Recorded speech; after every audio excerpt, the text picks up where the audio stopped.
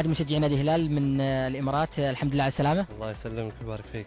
جاي عشان مباراه اليوم ها؟ احنا جايين عشان مباراة الهلال وندعم الهلال ونرد نرد شوي من جماهير الهلال. ما يحتاج، واثقين من لعبتنا ولعبتنا صغار، وكل ما ينزل واحد منهم يبغى يثبت موهبته ويثبت نفسه انه اساسي، واثبت الشيء هذا الحمد لله. جاي من اليمن علشان الهلال، واللي عجبه واللي ما عجبه يموت.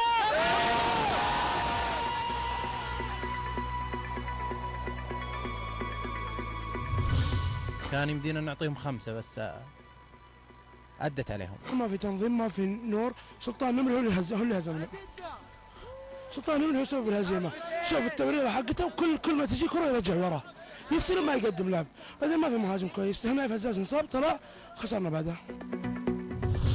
صراحه الحكم بس مره فله بزياده.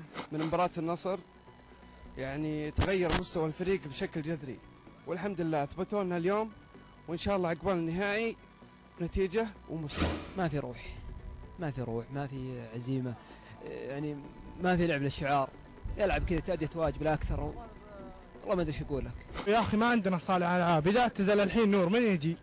اذا اعتزل نور من يجي صانع العاب؟ جيبوا لنا صانع العاب زي الناس، بعدين الاتحاد يفوز على الهلال. مبروك، متعودين. هزمناهم وطلعناهم كمان. تحديت قبل والحين جاء التحدي 2-0. كم تتوقع اليوم فوز الهلال؟ 2-0. تحديت قبل والحين جاء التحدي 2-0. غياب نور أثر تأثير كبير على الفريق صراحة. مو غريب على الهلال. متعودين واثقين من الزين. ان شاء الله يرجع ياسر وترجع لنا ال5، هذا اللي ابغى اقوله. مبروك للهلال، واهدي المقولة ذي لياسر قحطاني.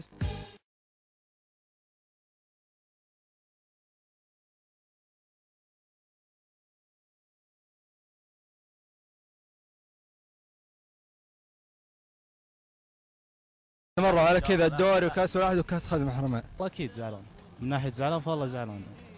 يعني لا مستوى ما في، أول شيء صانع لعب ما في، تنظيم في اللعب ما في. شفنا الهلال مشي كورة على الأرض، منظم في الملعب، يلعبون باخر مدافع، ينزلون كلهم آخر لاعب يبقى في النص، يمسك الأخير آخر لاعب. احنا ما شفنا لا صانع لعب، يعني بغض النظر عن إنه نور غايب وصح مؤثر ما فيها كلام ما نختلف عليه، لكن ما في لا تنظيم ولا صانع لعب ولا جاهزية. أكثر لاعبين ما شفنا جاهزية، شفنا نايف هزازي طالع من الشوط الأول.